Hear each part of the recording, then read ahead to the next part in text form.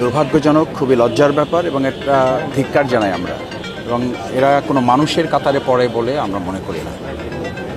আমরা তার জন্য দোয়া করি, আল্লাহ তাআলা মানুষ হিসাবে কেউ ভুল ত্রুটি ঊর্ধ্বে না, তারও হয়তো ভুল আছে, হয়তো না আছে, সেই ভুল যেন আল্লাহ মাফ করেন। তার ভালো কাজ আছে, তিনি ভালো কাজ করেছেন কিছু, নিশ্চয়ই আল্লাহর কাছে সেটা আল্লাহ ভালো জানেন।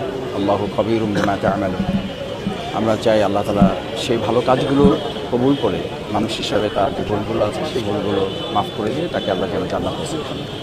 এই মৃত্যুর আগেও সে কিন্তু সাইবার বুলিংয়ের শিকার হয়েছিল। এটা বাংলাদেশের জন্য বলা যায় এখন একটা মহামারী এবং দুরারোগ্য ব্যাধিতে পরিণত হয়েছে। সোশ্যাল মিডিয়া মানুষের কল্যাণের জন্য, কিন্তু আমরা লক্ষ্য করি এটা পরস্পরকে আঘাত করা, পরস্পরকে সম্মানহানি করা, পরস্পরকে লাঞ্ছিত করা, অপমানিত করা, এটা একটা ট্রেন্ড এখন চলছে। আমরা আশা করি যে মানুষ প্রত্যেককেই তো তার মৃত্যুর দিকে ধাবিত হবে এবং সবাইকে মারা যেতে হবে, এবং সেই পরিণতির কথা মনে করে আমাদের ভাবা উচিত যে আমার মৃত্যুর পরে আমাকে নিয়ে কেউ এরকম করুক, এটা কি সে প্রত্যাশা করবে? এটা কেউ চাইবে? নিশ্চয়ই কেউ চাইবে না।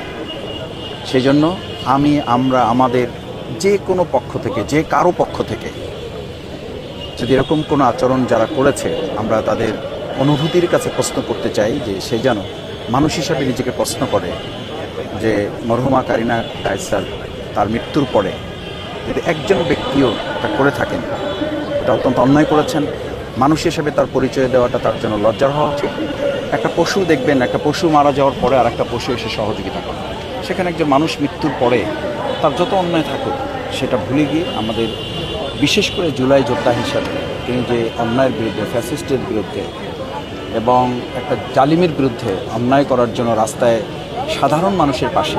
আপনারা জানেন যে বাংলাদেশের ইতিহাসে স্বাধীনতা যুদ্ধের পর, আমরা স্বাধীনতা যুদ্ধ দেখি নাই কিন্তু শুনেছি, সেই যুদ্ধেও সকল শ্রেণী পেশার মানুষ অংশগ্রহণ করেছে। যেমন এই যুদ্ধেও কিন্তু সকল শ্রেণী পেশার মানুষ, এবং আমি বিশেষভাবে স্মরণ করি, আমি সাধারণ একজন কর্মী, আমি রাস্তায় থাকার চেষ্টা করেছি 17 বছরে শেখ হাসিনার বিরুদ্ধে।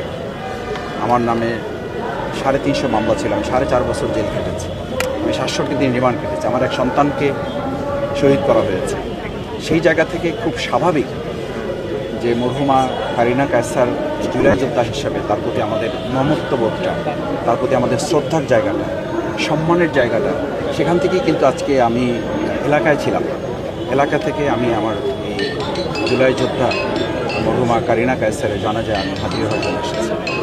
আমাদের কিংবদন্তি ফুটবলার, সাবেক অধিনায়ক কায়সার হামিদ ভাই এত ভালো মানুষ, আমি ওনাকে দাওয়াত দিয়েছিলাম আমার এলাকায় 12ই ফেব্রুয়ারি নির্বাচনের আগে।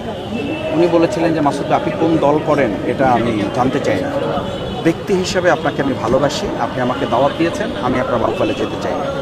আপনি নিশ্চয়ই আপনারা জানবেন, আজকে আমি স্মরণ করছি, এটা আমার জন্য অত্যন্ত আনন্দের, এটা আমার জন্য অত্যন্ত আবেগের যে আমি বাউফলে যতগুলো প্রোগ্রাম করেছি, কায়সার হামিদ ভাই শুধু যান নাই, তার সহধর্মিণীকে নিয়েছেন, তার সন্তানকে সাথে করে, পুরো পরিবার সহ তিনি আমার সেই বাউফলের খেলার যে আয়োজন হয়েছিল নির্বাচন পূর্বে, সেখানে তিনি গিয়েছিলেন এবং উপচে পড়া মানুষের ভিড় জমেছিল। কেন? তাকে ভালোবাসেন সবাই, তার পরিবারকে সবাই ভালোবাসেন, ভালো জানেন। সেই জায়গায় আমরা মনে করি যে এরকম একটা পরিস্থিতিতে যারা এই সমস্ত ভাষা ব্যবহার করছেন, তারা মানুষের কোনো কাতারে পড়েন এটা মানুষ বিশ্বাস করে না, এবং এভাবে করেই কিন্তু মানুষের জায়গা থেকে তারা আস্থা, ভালোবাসা হারিয়েছেন, এবং মৃত্যুর পরবর্তীও তার এরকম একটা পরিণতির জন্য তাকেও হয়তো অপেক্ষা করতে হবে, সেটা চাই না।